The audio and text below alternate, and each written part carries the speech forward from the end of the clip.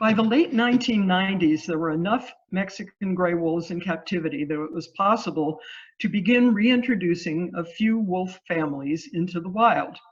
After numerous public meetings and the drafting and completion of an environmental impact statement in 1996, the first 3 Lobo families were finally placed in separate chain-link pens in the Apache National Forest in eastern Arizona in late January and early February of 1998. After approximately 2 months in these acclimation pens, on March 29th, in the middle of a snowstorm, pen gates were opened and all 3 little Mexican gray wolf families were free to begin their new lives in the wild. In order to help the wolves adjust to their new wild existence, they were supplementally fed road-killed elk and deer carcasses at a rate that would supply only about 50% of their nutritional needs until elk calves became available as prey in early June. People who had worried that newly released captive wolves might not know how to feed themselves had their fears assuaged when the Hawk's Nest pack, one of the 3 packs, killed their first elk, an old female, less than a month after their first release. And I'd like to add a little personal note here, one of the stories Amy talks about. In the fall of 1999, my husband Peter and I made a short trip to the area where the wolves were released in the spring of 1998. Did I say 95? I meant 99, excuse me if I did. We went out in 99. After exploring one of the now empty pre-release pens, we noticed some large wolf-sized tracks in dried mud in the road and a large, fairly recent scat.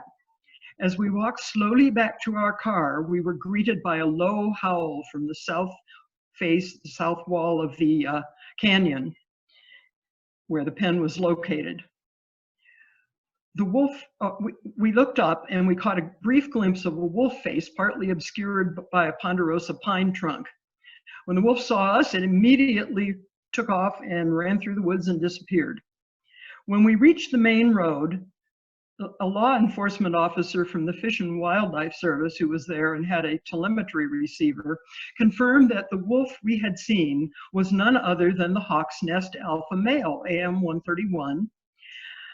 I've seen 56 more Mexican wolves in the wild since 1999, but it was a real thrill that I will never forget when we realized that the first one we saw had been part of the newly released pair of Lobos that took down the first elk killed by Mexican gray wolves in the wild in the Southwest in about half a century.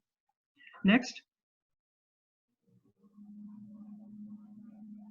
These are some photo credits, and I'll let you just look at those. Referencing the picture, the 2 wolves at the bottom of it, on the left is a female, and on the right is the male. These were the Bear Wallow pack, male and female. They had just gotten together a few months before to form this pack. I took this picture on a pre-breakfast hike with Peter, and our dog, he was with us as well. And these wolves were, several hundred meters away, probably close to 300 meters, certainly 250.